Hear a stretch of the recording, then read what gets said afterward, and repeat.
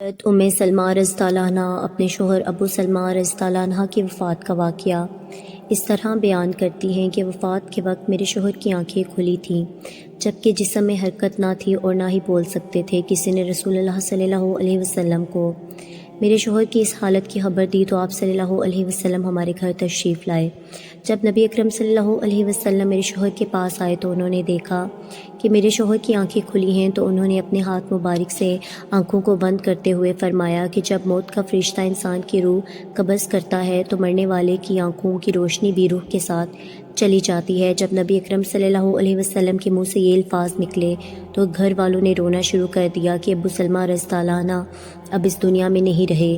آپ صلی اللہ علیہ وسلم نے فرمایا کہ مرنے والے کو ہمیشہ اچھے الفاظ میں یاد کیا کرو، کیونکہ اس وقت فرشتے انسان کے پاس ہوتے ہیں۔ میت کے ارد گرد بیٹھے ہوئے لوگ جو باتیں کرتے ہیں فرشتے ان کی باتوں پر آمین کہتے ہیں۔ پھر نبی اکرم صلی اللہ علیہ وسلم اللہ تعالیٰ سے دعا کرنے لگے، اے اللہ، ابو سلمہ رضی اللہ عنہ کو قبر کے عذاب سے معاف فرما اور اس کو اپنے خاص بندوں میں شامل کر لے جن پر تیرا خاص کرم ہے۔ اس کی قبر میں اپنی رحمتیں فرما اور اس کی قبر کو نور سے مالا مال کر دے۔ نبی اکرم صلی اللہ علیہ وسلم کی اس دعا سے ثابت ہوتا ہے کہ جب مسلمان وصال کر جاتا ہے تو اللہ تعالیٰ مسلمان کی قبر میں نور اور رحمتیں عطا کر دیتا ہے، اور جب ایک غیر مسلم مر جاتا ہے تو اللہ تعالیٰ اس کی قبر کو تنگ اور عذاب سے بھر دیتا ہے۔ اس دنیا سے پردہ کرنے کے بعد انسان کے لیے سب سے خطرناک پہلی منزل قبر ہے۔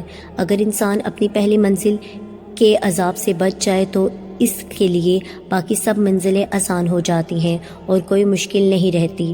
اسی لیے نبی کرم صلی اللہ علیہ وسلم نے فرمایا کہ انسان کو مرنے کے بعد بہت سی منزلیں طے کرنی پڑتی ہیں، جن میں سب سے پہلے قبر کا عذاب ہوتا ہے۔ اگر انسان قبر کی سختی سے بچ جائے تو دوسری منزلیں اس کے لیے آسان ہو جاتی ہیں۔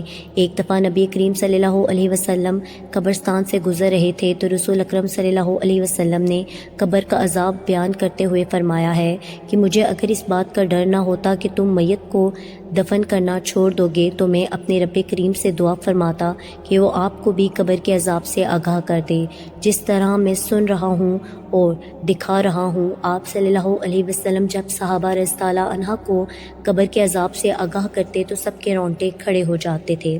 حضرت محمد صلی اللہ علیہ وسلم کا فرمان ہے کہ مرنے کے بعد قبر انسان کی پہلی سیڑھی ہے۔ جس بندے کی یہ منزل آسان ہو گئی تو باقی سب منزلیں اس کے لیے آسان کر دی جائیں گی۔ جس نے اس منزل سے آسانی حاصل نہ کی تو اس کے لیے دوسری منزلیں عبور کرنا بہت ہی مشکل ہو جائے گی۔ حضرت محمد صلی اللہ علیہ وسلم نے فرمایا کہ میں نے آج تک قبر سے سخت ترین منظر کبھی نہیں دیکھا۔ نبی اکرم صلی اللہ علیہ وسلم کا فرمان ہے کہ میت کو جب قبر میں داخل کر کے گھر کی طرف لوٹتے ہیں تو میت لوگوں کے چلنے کی آواز کو اچھی طرح سن رہی ہوتی ہے۔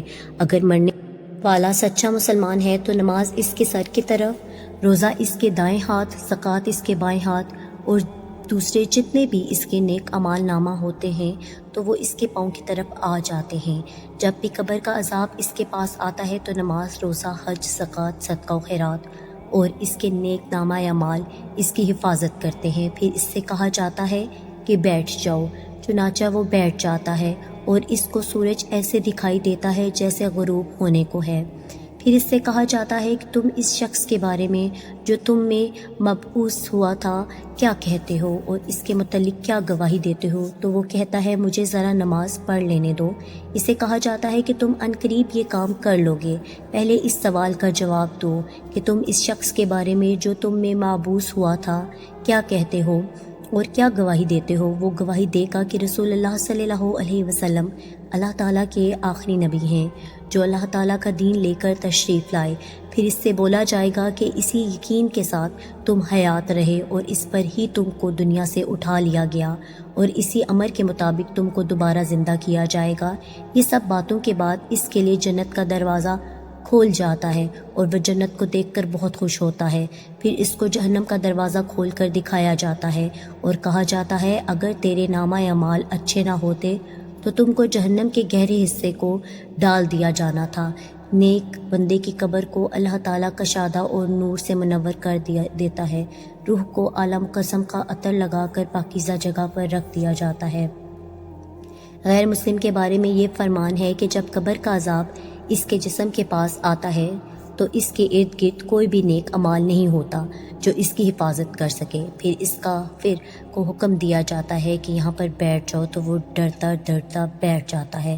تو اس کو آخری نبی حضرت محمد صلی اللہ علیہ وسلم کے بارے میں پوچھا جائے گا تو وہ کچھ نہ بتا سکے گا کہ وہ کون ہیں۔ پھر اس کو محمد صلی اللہ علیہ وسلم کے بارے میں بتایا جائے گا تو وہ جواب دے گا کہ میرے علم میں یہ نہیں ہے کہ محمد صلی اللہ علیہ وسلم کون ہے۔ پھر اس کو فرمایا جائے گا کہ تو دنیا میں غیر مسلم تھا، غیر مسلم مرا اور غیر مسلم ہی دوبارہ زندہ ہوگا۔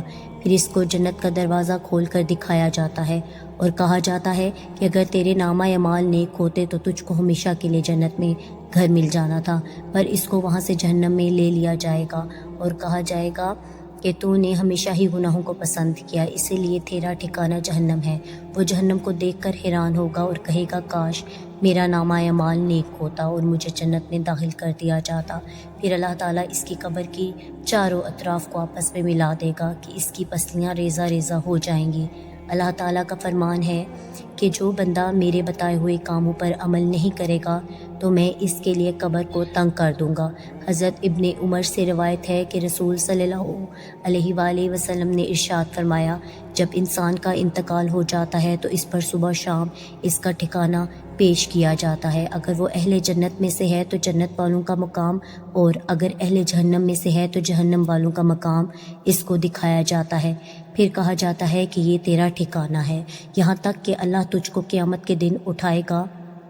اسی طرح حضرت عائشہ رضی اللہ عنہا سے روایت ہے کہ ایک یہودی عورت اس کے پاس آئی اور اس نے عذاب قبر کا ذکر کرتے ہوئے حضرت عائشہ رضی اللہ عنہا کو دعا دی، اللہ تعالیٰ آپ کو عذاب قبر سے بچائے۔ حضرت عائشہ رضی اللہ عنہا نے رسول اللہ صلی اللہ علیہ وسلم سے اس بات پر سوال کیا کہ کیا واقعی عذاب قبر ہوتا ہے؟ تو رسول اللہ صلی اللہ علیہ وسلم نے فرمایا، جی ہاں، عذاب قبر حق ہے۔ حضرت عائشہ رضی اللہ عنہا فرماتی ہیں کہ اس کے بعد میں نے رسول اللہ صلی اللہ علیہ وسلم کو ہمیشہ دیکھا کہ ہر نماز میں عذاب قبر سے پناہ مانگتے تھے۔